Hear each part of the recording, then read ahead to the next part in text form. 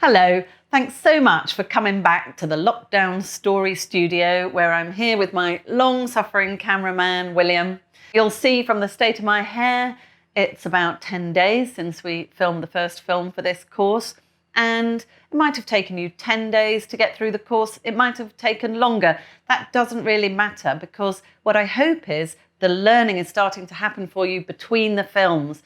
As you get this idea of a story being a shape and what's in it, you're starting to see that in the communications that are coming your way, whatever your new normal is. So whether it's when you're watching a movie, or when a friend is telling you a story, or maybe a company presentation, or just a meeting, that you are starting to think, oh, that's good, different world there, or oh yeah, I think they've really missed the jeopardy there, or that's a really rubbish definitive end.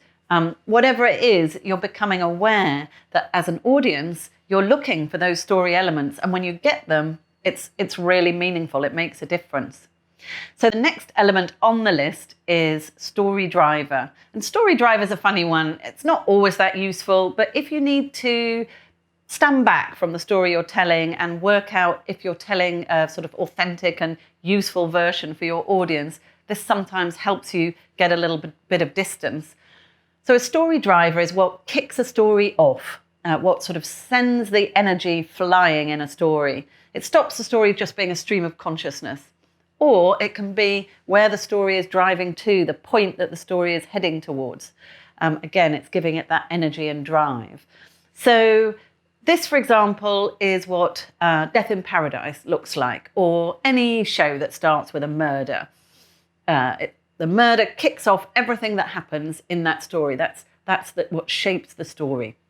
And this is what any Indiana Jones film looks like, or any love story. So a search, or where they're going to get together at the end. So everything's driving towards this point. The story is all focused on getting to this point.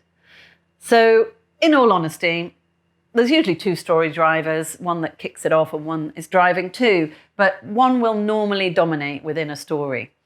To sort of make this a bit more real, I'll give you an example of where this was a useful thing to reflect on. So I was working with London Overground Rail, and they were discussing how to connect the business as a community more. And we were saying we could tell stories about different members of the London Overground Rail community. And they said, oh, what about George, who'd been a station assistant for 15 years and had recently become a train guard? Really nice story of personal development. And then the HR director says, wasn't George on the career pathway project that we put in place about 12 months earlier? It was a project to make sure that staff members could pursue a career in the business, stay within London Overground Rail. And it was. So, in fact, that was a much bigger story of a company policy having being realised and having a real human impact, as well as, of course, of George having his own personal development journey. So, story driver, not the one you need to worry about if you're just kicking off and about to entertain your friend with a story, but if you need to stand back from the detail of a story and work out what the wider story is or was, to make sure that you tell your audience the right story, then Story Driver really helps with that. So next film is about generous delivery, which you really need if you're doing any communication on Zoom or any online platform, which we all are. So I will see you for that one.